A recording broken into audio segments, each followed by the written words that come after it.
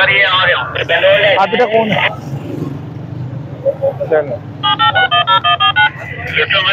गाड़ी के पास आ जाए, थोड़ा सा कैरी उठानी है और मोटरसाइकिल उठा रहे हैं।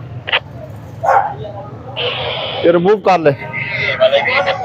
ये बाइक अपने इधर सीधे खड़े किया करे ना, देखो ना बाइक कैसे खड़ा है, इसको सीधा खड़ा करें। ये बाइक किसका है? यहाँ से ऊपर कर ले, इसको सीधा करो। ये बाइक अपने इधर कितनी जगह है, बाइक इधर खड़े करें। वापस निकाले, आगे आगे साइड पे लगा, साइड पे लगा। आगे आ जाए, लिफ्टर आगे ले आए ना, वो बाद में उठाएंगे। इधर आ जाए, आगे आ जाए। इसको साथ ऊपर करके लगवा, ऊपर करके लगवा।